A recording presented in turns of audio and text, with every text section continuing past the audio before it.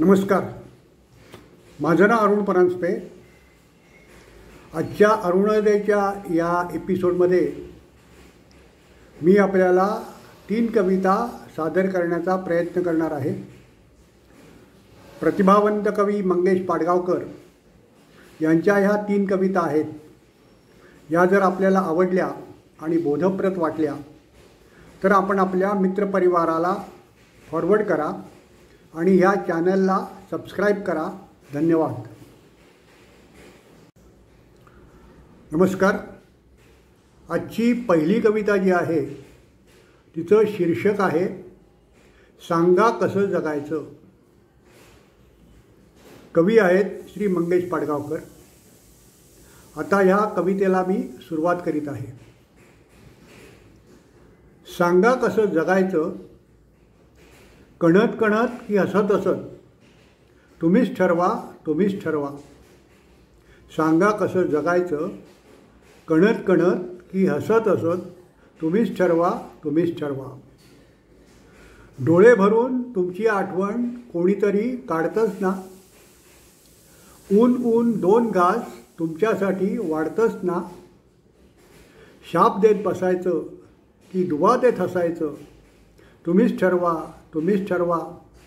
सांगा कसं जगायचं, कणत कणत की हसत हसत, तुम्हीच ठरवा तुम्हीच ठरवा.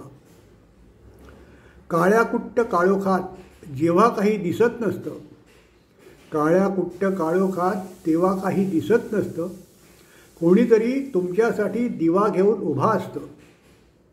काळोखात कुढायचं की प्रकाशात न्हायचं, तुम्हीच ठरवा तुम्हीच ठरवा. सांगा कसं जगायचं, तुम्हीच ठरवा तुम्हीच ठरवा.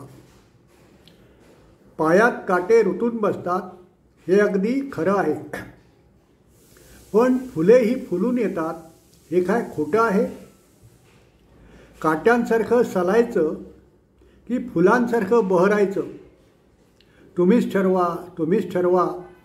सांगा कसं जगायचं, तुम्हीच ठरवा तुम्हीच ठरवा. पेला अर्धा भरलेला आहे असंही म्हणता येतं, पेला अर्धा रिकामा आहे असंही म्हणता येतं. पेला अर्धा भरलेला आहे असं म्हणायचं की पेला अर्धा रिकामा आहे असं म्हणायचं, तुम्हीच ठरवा तुम्हीच ठरवा. सांगा कसं जगायचं, तुम्हीच ठरवा तुम्हीच ठरवा. कणत कणत की हसत हसत, तुम्हीच ठरवा तुम्हीच ठरवा. ही कविता इथेच संपते. धन्यवाद. आता या एपिसोडमधली दुसरी कविता मी आपल्यासमोर सादर करीत आहे. कवितेचं शीर्षक आहे जगणं म्हणजे काय. कवितेचं शीर्षक आहे जगणं म्हणजे काय. आता या कवितेला मी सुरुवात करीत आहे. आत आपुल्या झरा झुळझुळे निळा निळा स्वच्छंद, आत आपुल्या झरा झुळझुळे निळा निळा स्वच्छंद. जगणे म्हणजे उधळीत जाणे हृदयातील आनंद, जगणे म्हणजे उधळीत जाणे हृदयातील आनंद. घनधारातुनी खयाल ऐकतो रंगुनी मल्हाराचा, बघता बघता मोर पिसारा साऱ्या संसाराचा. मनात पाऊस बरसे उधळीत मातीचा मधुगंध, जगणे म्हणजे उधळीत जाणे हृदयातील आनंद, जगणे म्हणजे उधळीत जाणे हृदयातील आनंद. दुःखाला आधार नको का तेही कधीतरी येते, दुःखाला आधार नको का तेही कधीतरी येते. हात आपुला आपुल्या हाती प्रेमाने घेते, जो येईल त्याचे स्वागत दार कधी ना बंद. जगणं म्हणजे उधळीत जाणे हृदयातील आनंद, जगणं म्हणजे उधळीत जाणे हृदयातील आनंद. झाडाची झुलणारी फांदी कधी लावणी भासे, झाडाची झुलणारी फांदी कधी लावणी भासे. साधा कोरा कागदही कधी चंद्र होऊनी हासे, साधा कोरा कागदही चंद्र होऊनी हासे.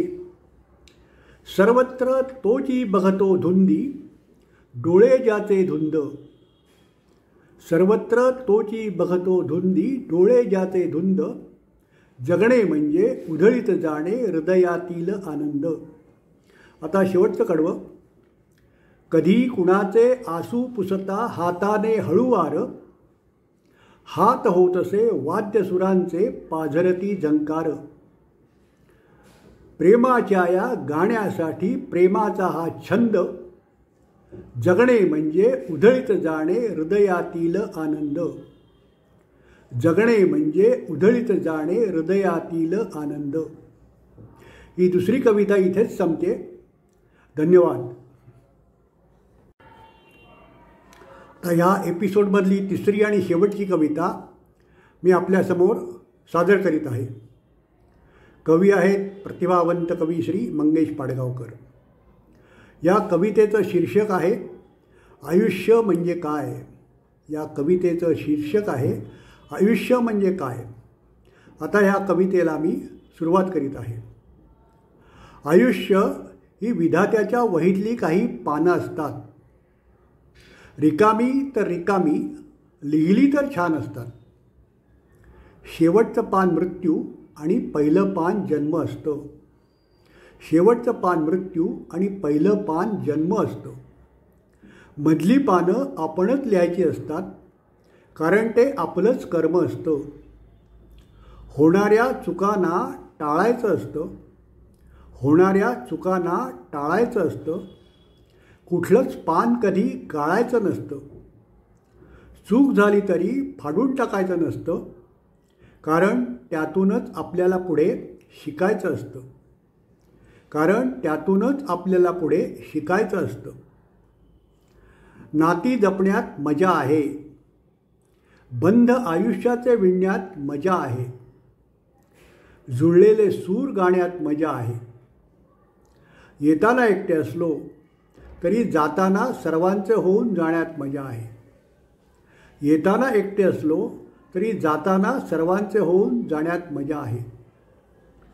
आपलं नशीब दुसरं कोणी लिहित नसतं. आपलं नशीब दुसरं कोणी लिहित नसतं. आपलं नशीब आपल्याच हातात असतं. आपलं नशीब आपल्याच हातात असतं. येताना काही आणायचं नसतं. जाताना काही न्यायचं नसतं. येताना काही आणायचं नसतं. जाताना काही न्यायचं नसतं. मग हे आयुष्य कुणासाठी जगायचं असतं. याच प्रश्नाचं उत्तर शोधत शोधत शक्यतो परोपकार करीत जगायचं असतं. याच प्रश्नाचं उत्तर शोधत शोधत शक्यतो परोपकार करीत जगायचं असतं. आहेत तुमच्यासारखे सभोवती हसवायला म्हणून रडायला आवडतं. आहेत तुमच्यासारखे सभोवती सांभाळायला म्हणून पडायला आवडतं. आहेत तुमच्यासारखे सभोवती म्हणून जगायला आवडतं. म्हणून जगायला आवडतं. ही तिसरी कविता इथेच संपते. या सर्व कविता जर आपल्याला आवडल्या, बोधप्रद वाटल्या, तर आपल्या मित्रपरिवाराला फॉरवर्ड करा आणि या चॅनलला सबस्क्राईब करा. धन्यवाद.